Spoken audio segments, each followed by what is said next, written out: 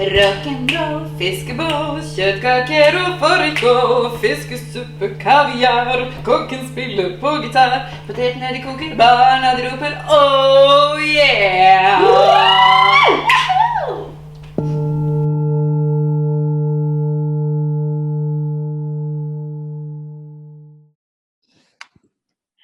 Hello, I am Devi Ward, and you are watching Sex as Medicine TV, broadcasting here from Vancouver, British Columbia. And from Norway, the forest in Norway, I'm Marthe Schneider, and I'm here in the beautiful forest. And Devi and I are the co-founders of Tibetan Tantra Inc., Holistic Sex Education, and we're hosting this Sex as Medicine TV channel for you. Devi, you want to read to us the question of the day? Yes, so we have a wonderful question. Again, thank you once again for sending your questions into us because we love connecting with you and we love answering your questions. So here we go.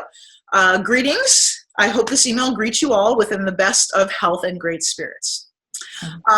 So this is someone who watched our female pleasure guide that we released recently, and you can sign up for that at authentictantra.com. It's totally free. And she has a question about the 11 different kinds of orgasm. You all spoke about the cervical orgasm, and due to surgery, I no longer have a cervix or uterus. So with that being said, will I be able to obtain pleasure? That is a wonderful, wonderful question. So I'm going to let Marthe answer that question. So the short answer is yes. You're absolutely able to attain pleasure because as you know this.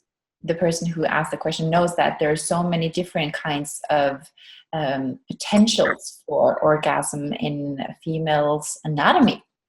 And when I say females, I mean if you're born with a yoni, that's what I'm talking about, regardless of what happened afterwards and what you identify as. So when it comes to the uterus and the cervix having been removed, then of course you cannot experience the kind of orgasm that would be the response of those organs, those tissues being stimulated because they're not there anymore. However, there are 4 neural pathways to your entire genital, erectile, erogenous system. I'm just going to call it that. And so that means that there's so many branches. And the nerve that has been affected when your uterus and or nerves that were affected when your uterus and cervix were removed, they have many branches. So chances are that there are some branches. This is always the case with neurology, that it's hard to have the full overview because this stuff is really tiny. So sometimes there are little branches that are innerving other areas that are neighboring those organs that have now been removed. So there is actually a potential that you may experience as if you have a uterus or as if you have a cervix. It's what lays the foundation for also the phenomenon we call phantom pain.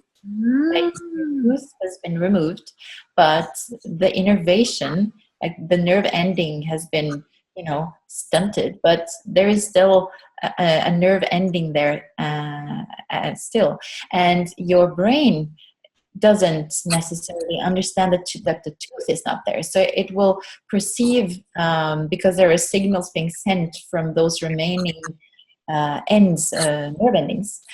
And the brain will interpret this as, oh, I have a tooth. Just the same might happen for other areas in the body. Mm-hmm. People know this who have, undergone amputation of a leg, for example. So this means, this has pros and cons. Maybe you'll experience grief as a part of that, but definitely also be open to the potentiality that there will be this sensation as if you have parts or the entire organ still. So with that being said, I recommend don't put too much focus into that, because without a uterus and cervix, oh my goodness, there's so much more potential for you to just bathe in.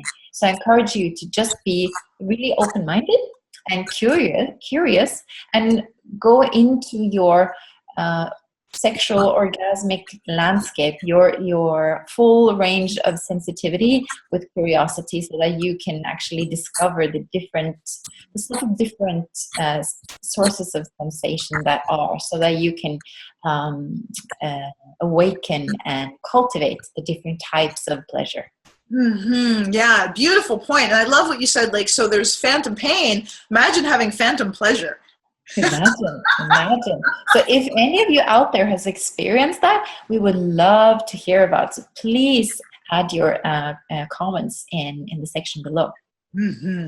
So long story short, just because her cervix and uterus have been removed doesn't mean that she is not going to be able to experience pleasure in general. There's many different other orgasm zones in and around the genitals, and even non-genital orgasm zones. So when we talk about all of these in the Female Pleasure Guide, and in regards specifically to her cervix and uterus, there may be little nerve endings that are still around in that area that are going to feed back. It's mainly the vagus nerve, the vagus and the hypogastric nerve, from what I remember, connect directly to the cervix and the uterus. So there's chances of there's going to be filaments, little nerve fingers, branches in there that can perhaps be stimulated and feed that information back to the brain.